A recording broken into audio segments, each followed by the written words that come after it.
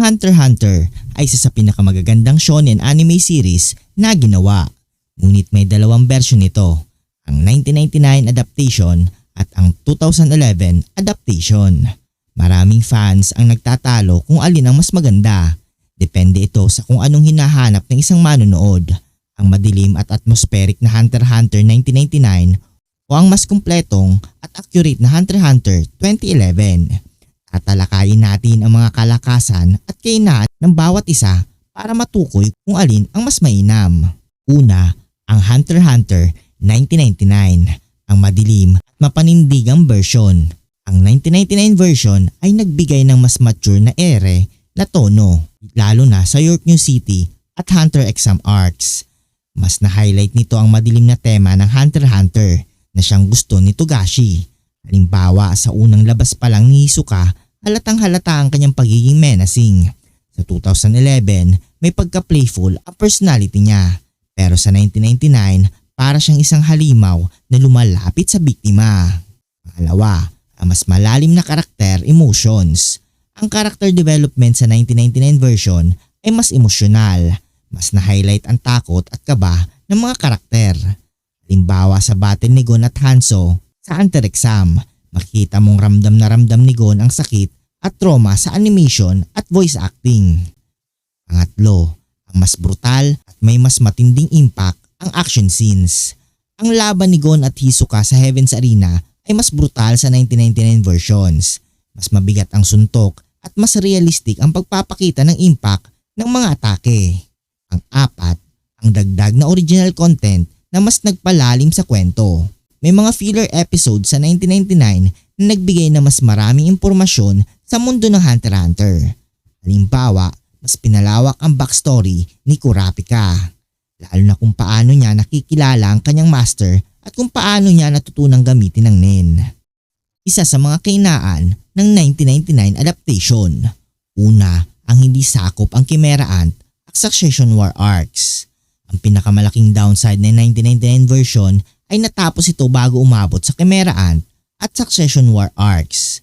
Dahil dito hindi natin nakita ang pag-evolve ng kwento at mga karakter sa mas malalim at mas intense na mga sitwasyon.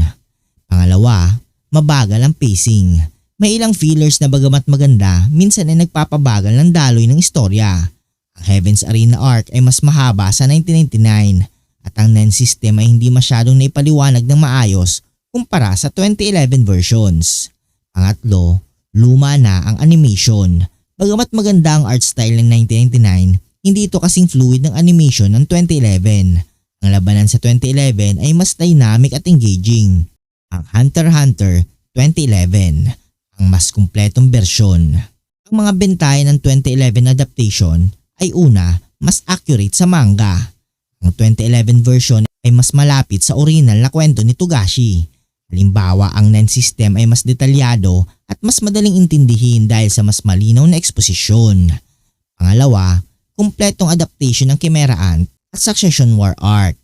Isa sa pinakamalaking edge ng 2011 version ay ang inadapt nito ang buong Chimera Ant arc, ang isa sa pinaka-iconic at emotional arcs ng Hunter x Hunter. Nakita rin natin ang tunay na lakas ni Netero at ang evolusyon ni Gon patungo sa kanyang adult Gon form. Pangatlo, mas maganda at fluid ang animation. Mas smooth at dynamic ang animation sa 2011 version. Halimbawa, ang laban ni Netero at Meruem ay isa sa pinakamagandang animated battles sa anime history. Pang-apat, ang mas mabilis ang pacing. Kumpara sa 1999 version, ang pacing ng 2011 version ay mas mabilis. Hindi masyadong marami ang fillers kaya mas diretsyong umaandar ang kwento. Ang lima, mas malinaw at modern ang soundtrack. Bagamat maganda ang music sa 1999, ang 2011 version ay may mas cinematic at epic na soundtrack, lalo na sa Chimera Ant arc. Ang mga kahinaan ng 2011 adaptation. Mas child-friendly ang unang bahagi ng series. Sa Hunter Exam at Heaven's Arena, medyo lighthearted ang atmosphere ng 2011 kumpara sa airy tone ng 1999. Halimbawa, ang unang laban ni Gon at Hisoka ay mas brutal sa 1999 habang sa 2011 mas stylized ito pero hindi gaanong intense. Pangalawa, ang masyadong mabilis ang York New City arc. Sa York New City arc, masyado mabilis ang pacing sa 2011 version.